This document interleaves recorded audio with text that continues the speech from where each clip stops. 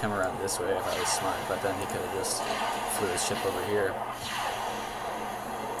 So I'm desperately trying to keep myself alive. The other players are just sort of sitting in their bases and protecting what they have. That mothership able to take down that pylon. It's in a pretty vulnerable position though. Its hull has been breached and it's down to 323 HP with low energy and no shield, so it's probably going to fly away it does.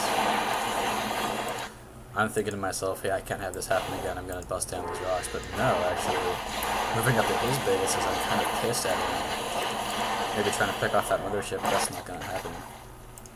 Meanwhile, Ephus is pumping roaches and hydralisks. I'd like to see him expand though. He really, as a Zerg player, he's not in a comfortable position just running off of his one layer. He needs to maybe get his natural here under his Overseer and maybe this one over here.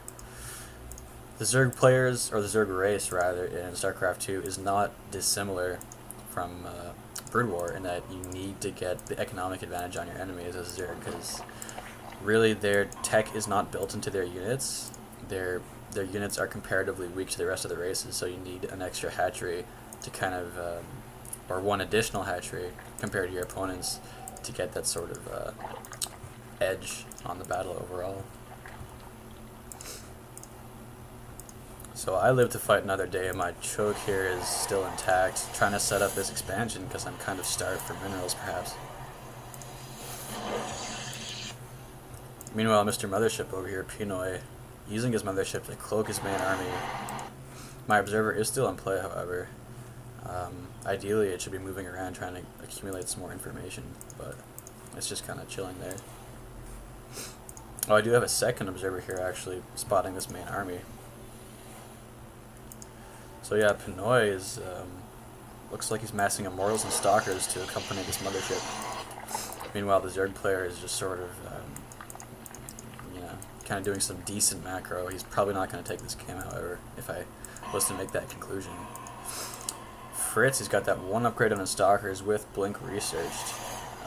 Just now starting to saturate this Nexus expansion with both Nexus have their Chrono Boost energy capped, which is no good.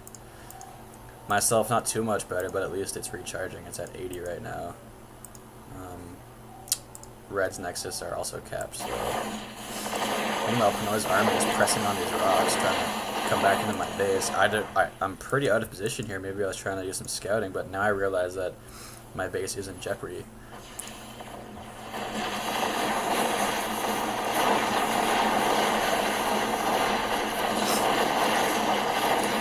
So here we go, maybe a large battle coming up here. The mothership trying to focus down the Stalkers. One Stalker goes down. The detection is maybe messing with my AI a little bit. I actually do have some high Templars in play, but Storm is not researched. So it looks like my units are going to fall to the superior mothership army. That cloaking field is just too much for me, even with the observer in play. So right now it's not looking too good for me. This mothership army is cleaning up my expansion. Meanwhile, the other players are blissfully unaware, just kind of relaxing in their respective corners.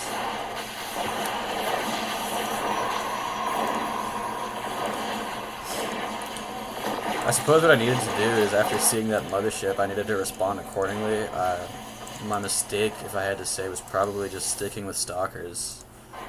Believing that I could take down that mothership with only Stalkers, but really, against Fleet Beacon tech, you need powerful anti-air, and you need anti-air specific units, so maybe something like Void Rays or Phoenixes would have been able to shoot down that mothership, and then maybe I would have had a chance.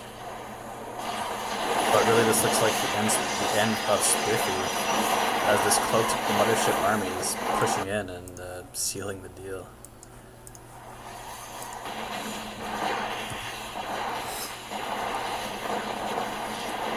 And now Fritz is actually, he's going to help himself to my base as well. And he's going to find no resistance because all my junk is already dead, thanks to Mr. Pinoy over here. But yeah, in this game, there I go, I'm being revealed. You got to see the Vortex, you got to see some mothership combat. And this is just an instance of Battle.net free-for-all in the Starcraft 2 beta.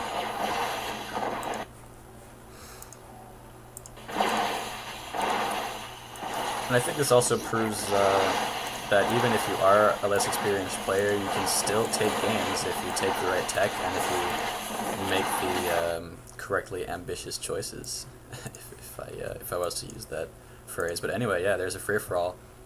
This is Godma saying, yeah, thanks for watching, and